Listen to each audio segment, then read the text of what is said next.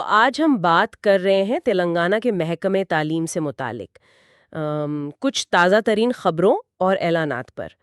ہمارے پاس آل India ideal teachers ایسوسی ایشن کے دیے ہوئے کچھ سرکاری میموز اور وہ مقامی تیلگو اخبارات کے تراشے بھی ہیں۔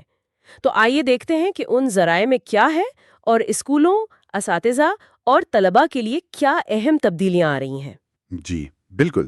شروعات کرتے ہیں اس سرکاری حکم نامے سے، جس میں اسکولوں کے جو تعمیراتی کام ہیں ان کے اخراجات وغیرہ کی ڈیجیٹل نگرانی کی بات کی گئی ہے۔ یہ اماں آدرش پاٹھشالہ کمیٹی کے تحت ہو رہا ہے، میرا خیال ہے۔ جی ہاں، یہ کمیٹی بنیادی طور پر اسکولوں کا جو انفراسٹرکچر ہے اس کی بہتری کے لیے کام کرتی ہے۔ اچھا۔ اور اب جو نئی ہدایت آئی ہے وہ یہ ہے کہ تمام ڈی ای اوز یعنی ڈسٹرکٹ ایجوکیشن آفیسرز اور ای او ڈی پی اوز اور ساتھ میں ہیڈ ماسٹرز، ان سب کو اسکولوں میں جو بھی مرمت کا کام ہو رہا ہے یا دوسرے سول ورکس، ان کی تفصیلات اور جو خرچہ آ رہا ہے وہ فوراً ڈیجیٹل پلیٹ فارم پر اپڈیٹ کرنا ہوگا۔ اچھا، اور اس کے لیے وہ کوئی خاص ٹولز وغیرہ بھی بنائے گئے ہیں؟ جی، دو نئے ڈیجیٹل ٹولز ہیں۔ ایک تو ہے ایچ ایم موبائل ایپلیکیشن، یہ ہیڈ ماسٹرز کے لیے۔ اچھا۔ اس پر انہیں بتانا ہوگا کہ کام کی نوعیت کیا ہے، کس مرحلے میں ہے، شروع نہیں ہوا، چل رہا ہے، یہ مکمل ہو گیا ہے، اور ساتھ میں تصاویر بھی دینی ہوں گی۔ تصاویر بھی؟ جی ہاں۔ اور دوسری طرف ڈی ای اوز کے لیے ڈی ای او ایپ کی ویب ایپلیکیشن ہے۔ اس پر وہ جو اخراجات ہوئے ہیں ان کی تفصیلات ڈالیں گے، اور یہ کام ہفتہ وار کرنا ہوگا جب تک کہ سارا ڈیٹا یعنی 100% مکمل نہ ہو جائے۔ یہ تو کافی تفصیلی نگرانی لگ رہی ہے، ہفتہ وار رپورٹنگ، پھر تصویریں بھی۔ اس سے ہیڈ ماسٹرز پر انتظامی بوجھ بہت زیادہ نہیں بڑھ جائے گا؟ ان کے پاس تو پہلے ہی کافی کام ہوتے ہیں۔ دیکھیں، یہ بات تو ہے، تشویش تو بالکل جائز ہے۔ انتظامی بوجھ تو ظاہر بڑھے گا، لیکن شاید اس کے پیچھے مقصد یہ ہے کہ جو فنڈز استعمال ہو رہے ہیں ان میں زیادہ شفافیت آئے اور کام کی جو رفتار ہے اس پر ریئل ٹائم میں نظر رکھی جا سکے۔ ہاں، ہو سکتا ہے۔ شاید ماضی میں کچھ ایسے تجربات ہوئے ہوں جن کی وجہ سے یہ ضروری سمجھا گیا ہو۔ اور اسی وہ ڈیجیٹلائزیشن کی لہر میں ایک اور چیز بھی ہے، طلباء کی آدھار تفصیلات کو UDIC+ پورٹل پر اپڈیٹ کرنا۔ اچھا، UDIC+؟ جی، یعنی unified district information system for education plus. یہ اسکولوں کی معلومات کا قومی ڈیٹا بیس ہے۔ اس پر طلباء کا نام، آدھار نمبر، تاریخ پیدائش، جنس، پتہ، یہ سب معلومات بالکل درست ہونی چاہیے۔ ٹھیک، تو یہ تو ہوئی نگرانی اور ڈیجیٹلائزیشن کی بات۔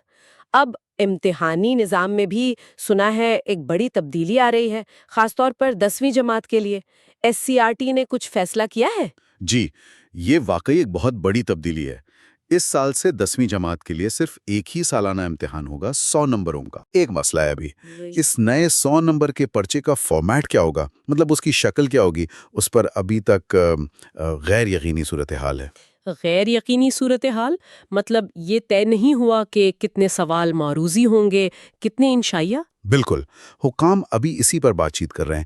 ایک تجویز تو یہ ہے کہ 75 نمبر تھیوری کے ہوں اور 25 معروضی سوالات کے، لیکن حتمی فیصلہ بھی نہیں ہوا۔ تو طلباء اور اساتذہ سبھی تفصیلی بلو پرنٹ اور ماڈل پیپرز کا ظاہر بے چینی سے انتظار کر رہے ہیں۔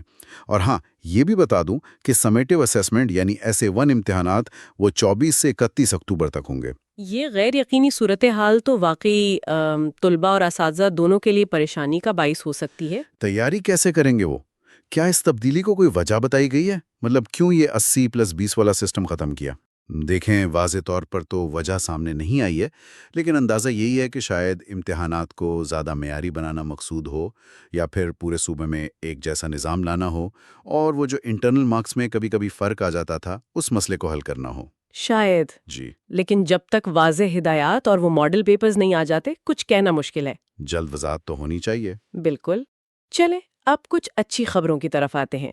سنا ہے SC طلباء کے لیے بیرون ملک تعلیم کے حوالے سے کچھ بہت اچھا ہوا ہے۔ ہاں، یہ واقعی ایک زبردست خبر ہے۔ حکومت نے امبیڈکر اوورسیز ودیا ندھی اسکالرشپ کی جو نشستیں تھیں وہ 210 سے بڑھا کر سیدھا 500 کر دی ہیں۔ 500! یہ تو بہت بڑا اضافہ ہے۔ جی ہاں، بہت بڑا۔ اس اسکیم میں ہوتا یہ ہے کہ جو اہل SC طلباء ہیں انہیں امریکہ، برطانیہ، کینیڈا، آسٹریلیا، جرمنی، فرانس جیسے بڑے ممالک میں اعلیٰ تعلیم حاصل کرنے کے لیے 20 لاکھ روپے تک کی مالی مدد ملتی ہے۔ اچھا، اہلیت کے لیے شرط یہ ہے کہ گریجویشن میں کم سے کم 60% نمبر ہوں اور خاندان کی سالانہ آمدنی 5 لاکھ روپے سے کم ہو۔